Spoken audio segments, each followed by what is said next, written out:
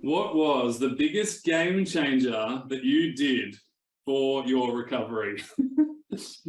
I think that's a tricky question because it all kind of one step led to the other. Like it was kind of where I actually started was the sleep.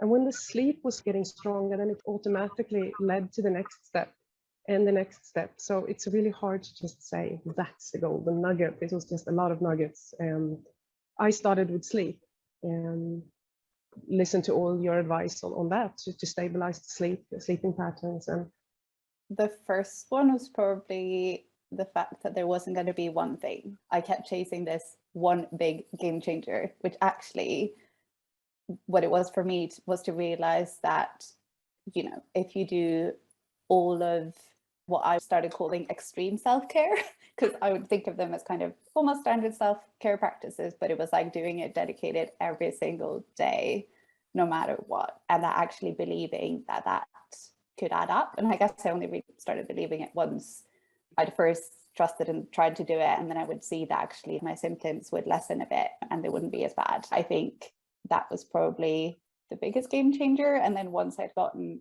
there, it was again that implementation of, I think most of us would have quite early on heard this thing of avoid pushing and crashing and being more stable.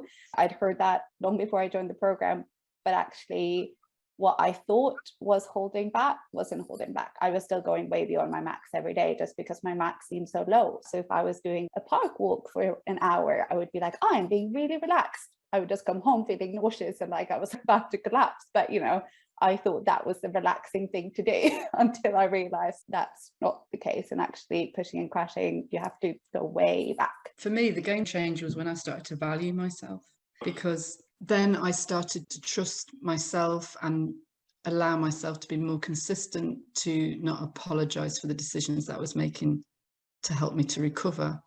So that would be tied up in my boundaries as well, but it was massive. And I know it sounds really bizarre, but just even to be able to like look at myself in the mirror and smile at myself and say, this is okay, you can do this, you're doing the right thing. Yeah, that was my game changer, I have to say. There's two things that came to mind with the boundaries that Charlie mentioned, because me before all this, I had no boundaries, like a lot of pleasing, a lot of being really good.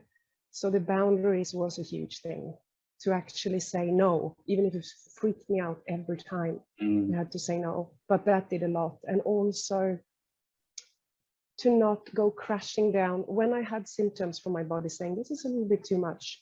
I went into a spiral, I panicked, I had all these catastrophizing thoughts like this is it, now it's going to be the dark room and all that. But also the big change came when I started to just feel, okay, I need to rest now. That was a bit much, so I'll just rest.